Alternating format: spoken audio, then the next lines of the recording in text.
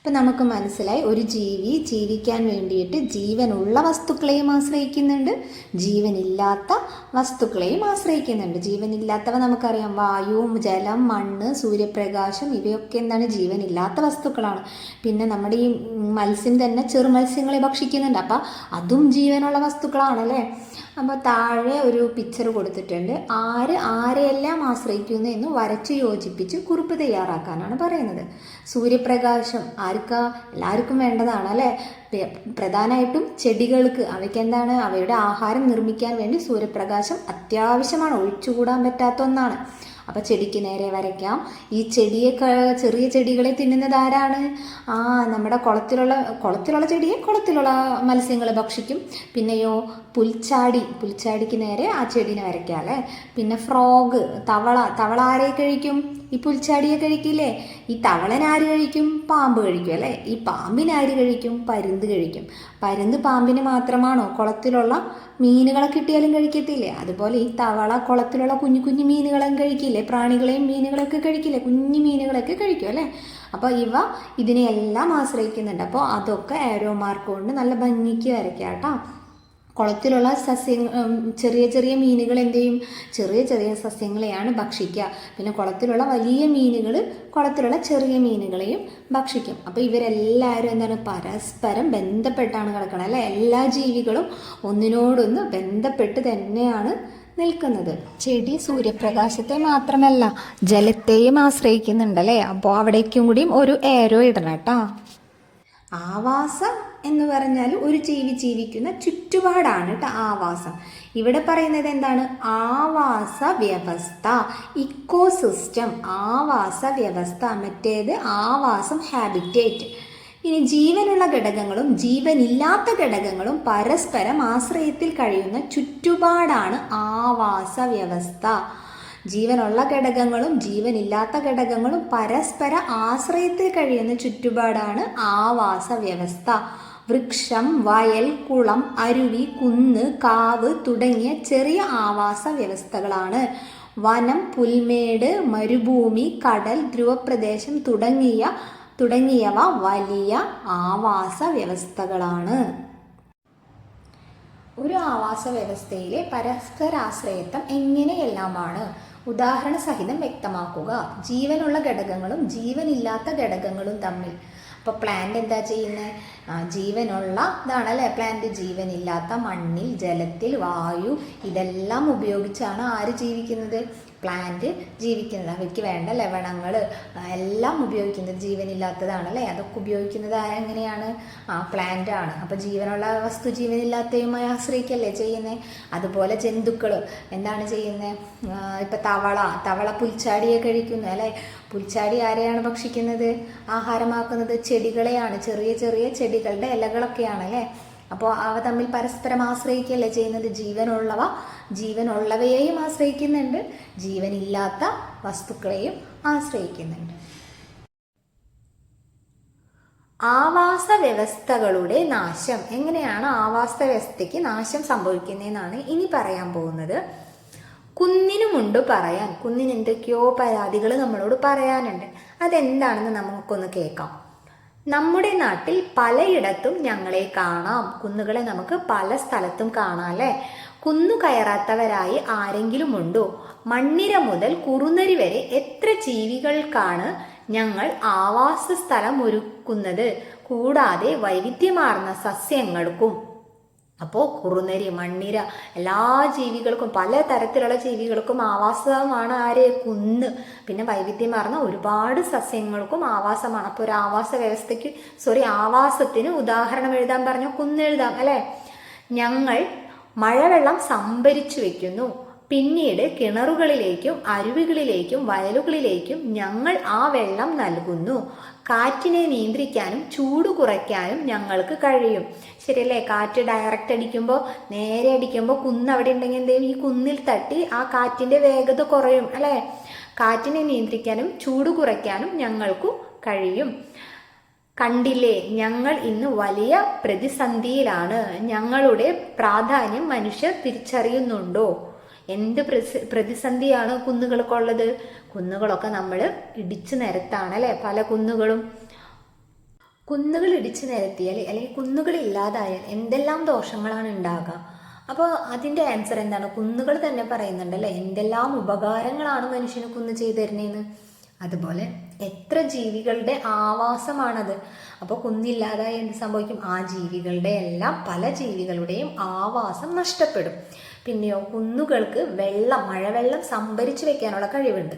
അത് പിന്നീട് എന്ത് ചെയ്യും? കിണറുകളിലേക്കും അരുവികളിലേക്കും വയലുകളിലേക്കും ഒക്കെ വെള്ളം പിന്നീട് കൊടുക്കും. അപ്പോൾ ഈ കുന്നില്ലാതായാൽ എന്ത് സംഭവിക്കും? മഴവെള്ളം സംഭരണം അവിടെ നടക്കില്ല അല്ലേ? മഴവെള്ള സംഭരണം ഇല്ലാതാവുകയും കിണറുകൾ, അരുവികൾ ഇവയെല്ലാം എന്ത് ചെയ്യും? വറ്റുവാനും തുടങ്ങും. പിന്നെ എന്താണ്? കുന്നാണ് കാറ്റിനെയും ചൂടിനെയും നിയന്ത്രിക്കുന്നതെന്ന് പറഞ്ഞു. അപ്പോൾ കുന്നില്ലാണ്ടായാൽ എന്ത് സംഭവിക്കും? നമ്മളുടെ അന്തരീക്ഷത്തിലെ ചൂട് കൂടുവാനായിട്ട് കാരണമാവും. അപ്പോൾ ഇതെല്ലാം എന്താണ്? കുന്നില്ലാതായാൽ ഉണ്ടാകുന്ന ദോഷങ്ങളാണ്. ആവാസ വ്യവസ്ഥയെ ദോഷകരമായി ബാധിക്കുന്ന മനുഷ്യ ഇടപെടലുകൾ ഏതെല്ലാമാണെന്ന് ചർച്ച ചെയ്തെഴുതുക. അപ്പം എന്തൊക്കെയാണ്? ഒന്ന് നമ്മിപ്പോൾ പറഞ്ഞു അല്ലേ, കുന്നിടിക്കൽ, കീടനാശിനികളുടെ അമിത ഉപയോഗം. അതൊക്കെ എന്ത് സംഭവിക്കും? ആ മണ്ണിൻ്റെ രാസഘടനയെ തന്നെ മാറ്റിക്കളയും. അപ്പോൾ ആ മണ്ണിര അല്ലെങ്കിൽ മണ്ണിൽ ജീവിക്കുന്ന പല ജീവികൾക്കും അത് ജീവിക്കാനുള്ളൊരു സാഹചര്യം അവിടെ നഷ്ടപ്പെടും. പിന്നെ കുളങ്ങൾ നികത്തൽ. കുളം നികത്തുമ്പോൾ എന്ത് സംഭവിക്കും? കുളങ്ങൾ, തോട്, കായൽ, വയലുകൾ എല്ലാം നികത്തി മനുഷ്യരെന്ത് ചെയ്യാണ്? അവിടെ ബിൽഡിങ്ങുകൾ, വീടുകളൊക്കെ വെക്കുകയാണല്ലേ. അതൊക്കെയും എന്താണ്? ഒരു ആവാസ വ്യവസ്ഥയെ ഇല്ലാതാക്കാണ്. അതെല്ലാം പലതരത്തിലുള്ള ദോഷങ്ങൾ മനുഷ്യരിൽ പിന്നീടുണ്ട്. ആഗോളതാപനം ഇതെല്ലാം അതിന് കാരണമായി മാറാണ് ചെയ്യുന്നത്. പിന്നെ ഏതൊക്കെ ഇടപെടലുകളാണ്? അശാസ്ത്രീയമായ കൃഷി രീതികൾ, ശരിയായ രീതിയിലുള്ള കൃഷി രീതികളല്ല എങ്കിൽ അവ എന്തൊക്കെയാണ്? അന്തരീക്ഷ മലിനീകരണമാണ് ഉണ്ടാക്കുന്നത് അല്ലെ. ആവാസ വ്യവസ്ഥയെ അത് ബാധിക്കും. കാട് വെട്ടി നശിപ്പിച്ച് കൃഷിഭൂമി ഉണ്ടാക്കുക, അല്ലെങ്കിൽ ആവാസത്തിന് വേണ്ട രീതിയിൽ വീടുകൾ പണിയാനോ മറ്റുള്ളതിന് വേണ്ടി നമ്മൾ എന്തെങ്കിലും കാടുകൾ വെട്ടി നശിപ്പിക്കുന്നത്, ഇതും എന്താണ്? ആവാസ വ്യവസ്ഥയെ പ്രതികൂലമായി ബാധിക്കുന്ന ഒന്നാണ്.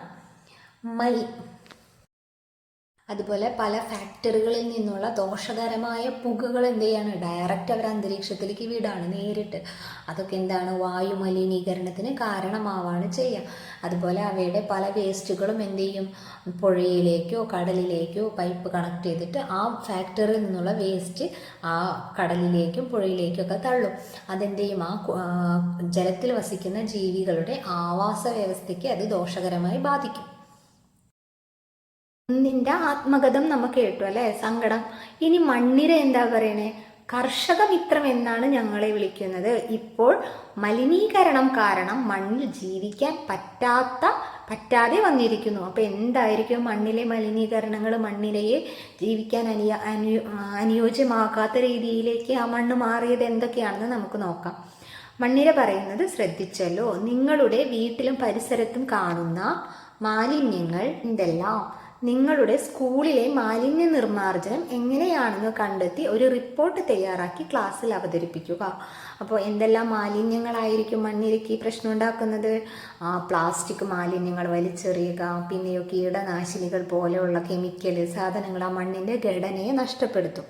അപ്പം മണ്ണിരയ്ക്ക് അവിടെ ജീവിക്കാനുള്ളൊരു സാഹചര്യം ഇല്ലാതാവുകയാണ് ചെയ്യുന്നത്. മാലിന്യങ്ങൾ ചുറ്റുപാടിലേക്ക് വലിച്ചെറിയുന്നത് ആവാസങ്ങൾക്ക് ദോഷകരമല്ലേ? അല്ലേ? ആണ് അല്ലേ. പ്ലാസ്റ്റിക് അല്ലെങ്കിൽ നശിച്ചു പോവാത്ത, മണ്ണിൽ കിടന്ന് ജീർണിക്കാത്ത വസ്തുക്കൾ മണ്ണിൽ വലിച്ചെറിയുമ്പോൾ മണ്ണിലുള്ള രാസഘടനയിൽ മാറ്റം വരും. അതുപോലെ ഒരുപാട് കെമിക്കൽ രാസവസ്തുക്കൾ യൂസ് ചെയ്യുന്നത് കൃഷിയിടങ്ങളിൽ അതെന്താണ്? അത് ആ മണ്ണിൻ്റെ ഘടനയെ തന്നെ, സ്വാഭാവികമായ ആ ഘടനയെ തന്നെ മാറ്റം വരുത്തും. അതൊക്കെ എന്താണ്? ആവാസ വ്യവസ്ഥയ്ക്ക് ദോഷമാണ്. മണ്ണ് മലിനമാകുന്ന മറ്റു പ്രവർത്തനങ്ങൾ ഏതെല്ലാമെന്ന് ചർച്ച ചെയ്തെഴുതുക. കൃഷിയിടങ്ങളിൽ അമിതമായി കീടനാശിനി ഉപയോഗിക്കുന്നത് അതൊരു ദോഷമാണ്. നമ്മൾ പറഞ്ഞു, ആ ഒരു കെമിക്കൽ കീടങ്ങൾ ചെല്ലുമ്പോൾ ആ ഒരു മണ്ണിൻ്റെ രാസഘടനയിൽ എന്ത് സംഭവിക്കും? മാറ്റം സംഭവിക്കും. അത് അവിടെ ജീവിക്കുന്ന പല സൂക്ഷ്മജീവികൾക്കും ജീവിക്കാനുള്ളൊരു സാഹചര്യം നഷ്ടപ്പെടും. രാസപ്രയോഗം നടത്തുന്നതിന് കീടങ്ങൾ നശിക്കാൻ വേണ്ടിയാണ്. ആ പ്രയോഗം നടത്തുമ്പോൾ നല്ല കീടങ്ങൾ കൂടി എന്ത് ചെയ്യാണ്? നശിച്ചു പോവാണ്. നമുക്ക് ദോഷമായ കീടങ്ങൾ മാത്രമല്ല നല്ല പ്രാണികളും കൂടി ഇതിൽ നശിച്ചു പോവാണ് ചെയ്യുന്നത്. പിന്നെ അമിതമായ രാസപ്രയോഗം അതെന്ത് ചെയ്യാണ്? ആ മണ്ണിൻ്റെ സ്വാഭാവികമായ ഘടനയെ അത് വളരെയധികം എഫക്റ്റ് ചെയ്യും. പിന്നെ അശാസ്ത്രീയമായ കൃഷിരീതികൾ, മാലിന്യങ്ങൾ വലിച്ചെറിയുന്നത്, ഇതെല്ലാം എന്താണ്, മണ്ണിനെ ദോഷകരമായി ബാധിക്കുന്നതാണ്. നിർമ്മാണ പ്രവർത്തനങ്ങൾ, ജലത്തിലേക്ക് ഒഴുക്കി വിടുന്ന രാസവസ്തുക്കൾ മണ്ണിനെ മലിനമാക്കുകയാണ്. അമിതമായ രാസവള പ്രയോഗം, കൃഷിയിടങ്ങളിൽ അമിതമായ കീടനാശിനി ഉപയോഗിക്കുന്നത്, അശാസ്ത്രീയമായ കൃഷിരീതികൾ, മാലിന്യങ്ങൾ വലിച്ചെറിയുന്നത്, നമ്മൾ നല്ല രീതിയിൽ ആ മാലിന്യങ്ങൾ നിർമ്മാർജ്ജനം ചെയ്യാതെ മാലിന്യമൊക്കെ വലിച്ചെറിയുന്നത്, നിർമ്മാണ പ്രവർത്തനങ്ങൾ, പല പല ഫാക്ടറികൾ അതിതൊക്കെ കെട്ടിപ്പൊക്കുന്നത്, ആ നിർമ്മാണ പ്രവർത്തനങ്ങളും എന്താണ്, മണ്ണിനെ മലിനമാക്കുകയാണ് ചെയ്യുന്നത്. പിന്നെ ജലത്തിലേക്ക് ഒഴുക്കി വിടുന്ന രാസവസ്തുക്കൾ, അതൊക്കെ എന്ത് ചെയ്യാണ്, മണ്ണിലേക്ക് വന്ന് മണ്ണിനെ മലിനമാക്കുന്നു. മണ്ണിനെ മലിനമാക്കുന്ന സന്ദർഭങ്ങൾ ഏതൊക്കെയാണ് കൊടുത്തിട്ടുള്ളത്? രാസപ്രയോഗം, ഈ കീടനാശിനികളൊക്കെ പ്രയോഗിക്കുമ്പോൾ, മണ്ണല്ല വായു, അല്ലെ, വായുവിനെ കൂടിയും ഇതെന്താക്കുന്നുണ്ട്, മലിനമാക്കുന്നുണ്ട്. പിന്നെ ഫാക്ടറികളിൽ നിന്ന് തള്ളുന്ന പുകകൾ, നമ്മുടെ വണ്ടിയിൽ നിന്ന് തള്ളുന്ന പുകകൾ, ഇതൊക്കെ എന്താണ്, വായു മലിനീകരണത്തിനാണ് കാരണമാകുന്നത്. ഫാക്ടറികളിലെ പുകകളിലൊക്കെ എന്താണ്, കാർബൺ മോണോക്സൈഡ്, വണ്ടികളിൽ നിന്നൊക്കെ പുറത്തു പോകുന്ന പുകയിൽ എന്തുണ്ട്, കാർബൺ മോണോക്സൈഡ് ധാരാളമായിട്ടുണ്ടായിരിക്കും. അപ്പോൾ ഇതൊക്കെ എന്ത് ചെയ്യണം, വായുവിനെ മലിനമാക്കും. പിന്നെ തീ കത്തുമ്പോൾ എന്ത് വായു ഉണ്ടാവുക, ഓക്സിജൻ എടുത്തിട്ട് കാർബൺ ഡൈ ഓക്സൈഡ്, അല്ലേ, വായു കത്താനായിട്ട് ഓക്സിജൻ വേണം. കത്തുമ്പോൾ പുകയിൽ എന്തുണ്ടായിരിക്കും, കാർബൺ ഡൈ ഓക്സൈഡ്.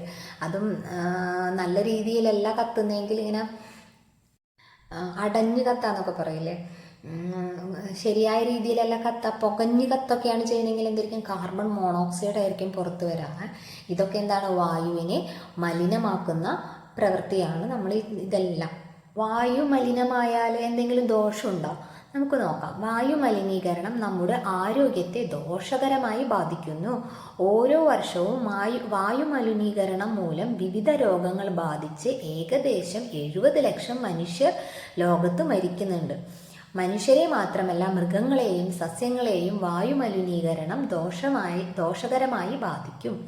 അപ്പോൾ വായുമലിനീകരണം ദോഷമാണല്ലേ, മനുഷ്യരുടെ മരണം വരെ സംഭവിക്കുന്നുണ്ട്. പല പല അസുഖങ്ങളും വായുമലിനീകരണം മൂലം മനുഷ്യർക്ക് വന്നു വിടുന്നുണ്ട്. കാർഷിക വിളകൾ കുറയുന്നത്, ആസിഡ് മഴ, ആഗോളതാപനം, ഓസോൺ പാളിയുടെ നാശം, ഇവയെല്ലാം വായുമലിനീകരണത്തിന്റെ ദോഷഫലങ്ങളാണ്. അപ്പം എന്തൊക്കെയാണ് വായുമലിനീകരണത്തിന്റെ ദോഷഫലങ്ങൾ എന്ന് പറഞ്ഞാൽ നമുക്ക് എന്ത് എഴുതാം? കാർഷിക വിളകൾ കുറയുന്നത്, ആസിഡ് മഴ, ആഗോളതാപനം, നമ്മുടെ അന്തരീക്ഷത്തിൽ ചൂട് കൂടുക, അല്ലെ, അതൊക്കെ എന്താണ്, വായു മലിനീകരണം മൂലമാണ്. ഓസോൺ പാളിയുടെ നാശം, ഇവയൊക്കെ എന്താണ്, നമ്മൾ പ്ലാസ്റ്റിക് കാര്യങ്ങളൊക്കെ കത്തിക്കുമ്പോൾ അവയിൽ നിന്നുണ്ടാകുന്ന പുകകളാണ് ഈ ഓസോൺ പാളിയുടെ നാശത്തിനൊക്കെ കാരണമാവുന്നത്.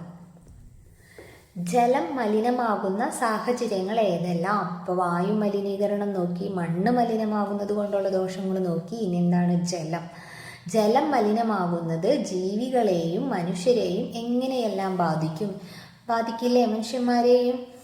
വിവിധ ജൈവ പദാർത്ഥങ്ങളുടെ സാന്നിധ്യം മൂലം ജലം മലിനമാകുന്നു. മലിനജലം വിവിധ ആരോഗ്യ പ്രശ്നങ്ങളും രോഗങ്ങളും ഉണ്ടാക്കുന്നു. അത് നമുക്കറിയാമല്ലേ, നമ്മുടെ വീട്ടിലൊക്കെ പറയും കുഴലാത്ത വെള്ളമാണോ, മോശം വെള്ളമാണോ, കുടിക്കരുതെന്നൊക്കെ പറയില്ലേ, അസുഖം വരുന്നറിയില്ലേ, അല്ലേ. വ്യവസായശാലകളിൽ നിന്നും വീടുകളിൽ നിന്നുമുള്ള മാലിന്യങ്ങൾ, പ്ലാസ്റ്റിക് മാലിന്യങ്ങൾ, കീടനാശിനികൾ, മറ്റു രാസവസ്തുക്കൾ, പെട്രോളിയം എന്നിവ ജലമലിനീകരണത്തിന് കാരണമാകുന്നു. ജലത്തിൽ ഓക്സിജന്റെ അളവ് കുറയുന്നത് മലിനീകരണം മൂലമാണ്. ഇത് ജലത്തിൽ വസിക്കുന്ന ജീവികളുടെ ജീവന് തന്നെ ഭീഷണിയാണ്, അല്ലേ. ജലത്തിൽ വസിക്കുന്ന ജീവികൾക്ക് ഓക്സിജൻ എവിടെ നിന്നാണ് ലഭിക്കേണ്ടത്? ജലത്തിൽ നിന്നാണ്. ആ ജലത്തിൽ ഓക്സിജന്റെ അളവ് കുറയുമ്പോൾ എന്ത് സംഭവിക്കും? ആ ജീവികൾ മരണപ്പെടും. അതുമാത്രമല്ല, ഫാക്ടറികളിൽ നിന്നും പുറന്തള്ളുന്ന വിഷങ്ങൾ, രാസവസ്തുക്കൾ, ഇവയൊക്കെ എന്താണ്, ആ ജലത്തെ മലിനമാക്കും. അപ്പോൾ മലിനമായി കഴിഞ്ഞാൽ എന്താ, അതിലുള്ള മത്സ്യങ്ങൾ, അതിൽ ജീവിക്കുന്ന പല ജീവികളും ചത്തുപോകും, അല്ലേ.